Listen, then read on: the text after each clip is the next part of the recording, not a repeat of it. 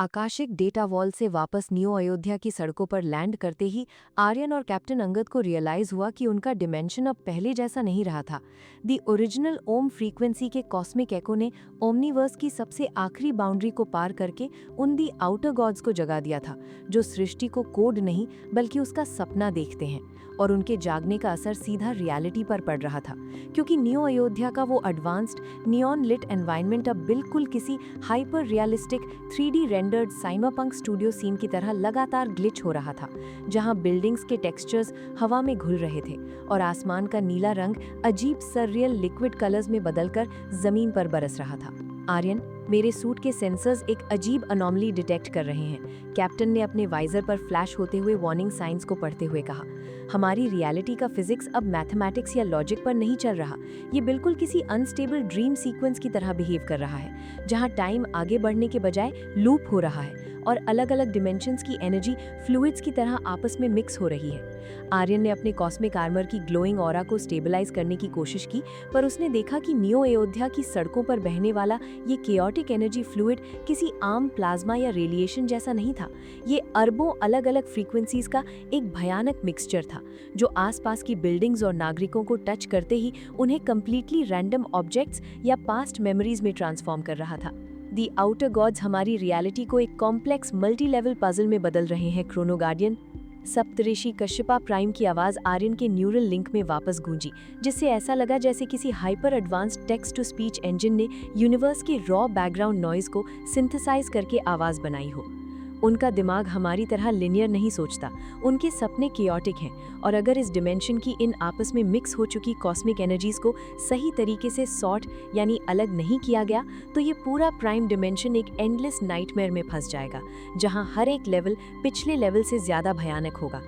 तुम्हें इन dimensional liquids को वापस उनके प्योर अनमिक्स्ड बेस कलर्स धर्मा, कर्मा और मोक्षा में बिल्कुल किसी अनंत सॉर्टिंग एल्गोरिदम की तरह अरेंज करना होगा। आर्यन ने अपनी बायोनिक आंखों को उस पिघलते हुए साइबरपंक शहर पर फोकस किया और अपने दाहिने हाथ पर घूमते हुए सुदर्शन मैट्रिक्स को एक वेपन की तरह नहीं बल्कि एक multi functional cosmic utility tool की तरह कॉन्फ़िगर किया, जिसका एल्गोरिदम अब डिस्ट्रॉय करने के लिए नहीं बल्कि इस mind bending 100 level deep cosmic puzzle को सॉल्व करने के लिए सेट था। कैप्टन, अपनी शील्ड को मैक्सिमम पोलराइजेशन पर सेट करो, हमें इस केओटिक कॉस्मिक लिक्विड को आपस में और ज्यादा मिलने से रोकना होगा। आर्यन हवा में तैरता हुआ द धर्मा टावर के ठीक ऊपर गया, जहां से वो एलियन ड्रीम एनर्जी किसी झरने या वाटरफॉल की तरह बह रही थी। उसने मैट्रिक्स को हवा में स्पिन किया और command the, execute the cosmic sorting protocol. Sudarshan matrix से निकलने वाली अनंत सुनहरी और नीली स्ट्रीम्स ने उन मिक्स्ड अप डिमेंशनल फ्लूइड्स को हवा में ही पकड़ना शुरू किया और उन्हें अरबों माइक्रोस्कोपिक ग्लोइंग ट्यूब्स में डिवाइड कर दिया। आर्यन का दिमाग अब एक सुप्रीम सुपर कंप्यूटर की तरह अरबों कैलकुलेशंस पर माइक्रोसेकंड कर रहा था, जहां एक भी गलत मूव पूरे मल्टीवर्स को परमानेंटली उस आउटर गॉड के सपने में लॉक कर देता।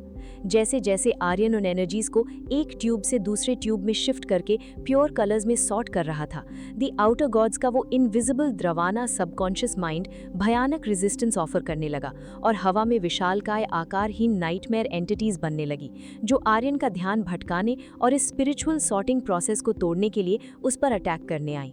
तू मेरे फोकस को नहीं तोड़ सकता, आर्यन उस जीरो ग्रेविटी नाइटमेयर में चिल्लाया, और उसने अपने भक्ति सीड की एब्सोल्यूट प्योरिटी को मैट्रिक्स के साथ सिंक करके सॉर्टिंग की स्पीड को 1000 गुना बढ़ा दिया। एक के बाद एक कियोटिक एनर्जीज अपने प्योर फॉर्म में आने लगी। लाल रंग की एंट्रोपी अलग हुई, नीले रंग का टाइम अलग हुआ और सुनहरे रंग का क्रिएशन अलग हुआ।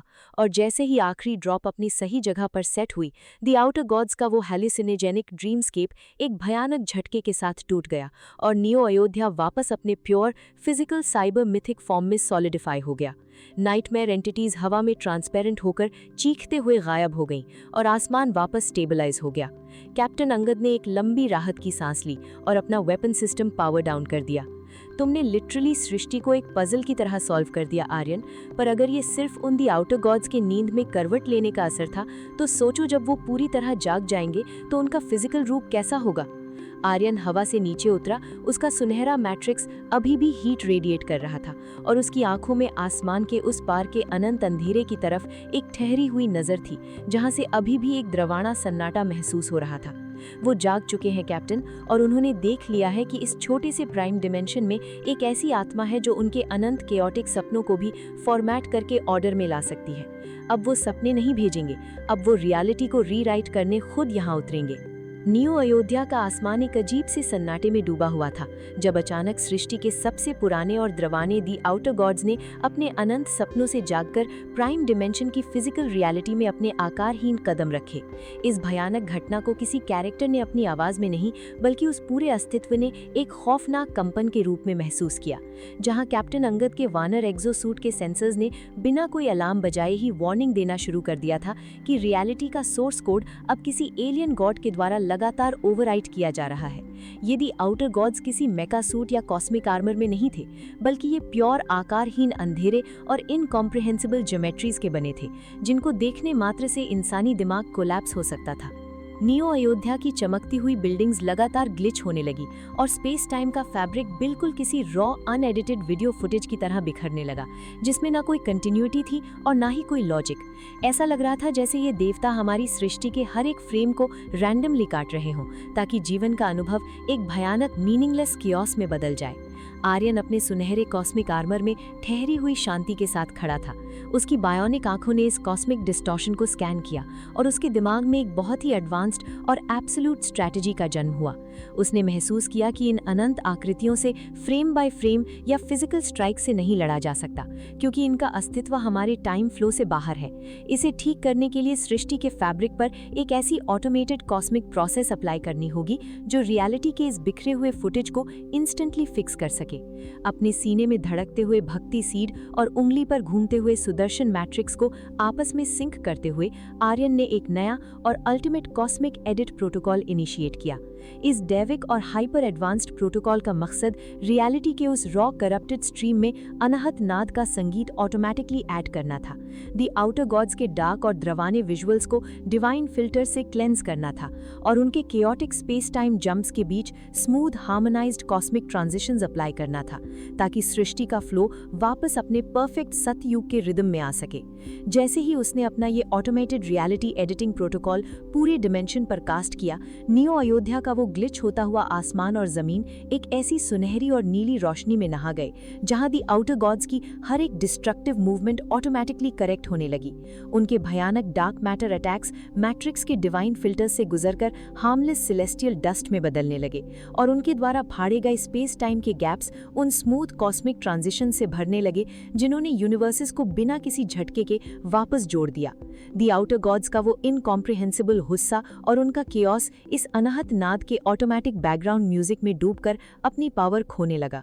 ये एक ऐसी माइंड बेंडिंग लड़ाई थी जहां कोई हथियार नहीं टकरा रहा था, बल्कि रियलिटी का पूरा फ्रेमवर्क अपने आप को रियल टाइम में हील और एडिट कर रहा था, जिसमें आर्यन का अनंत विश्वास और उसकी प्योर आत्मा एक बैकग्राउंड इंजन की तरह इस पूरे सिस्टम को पावर दे रही थी।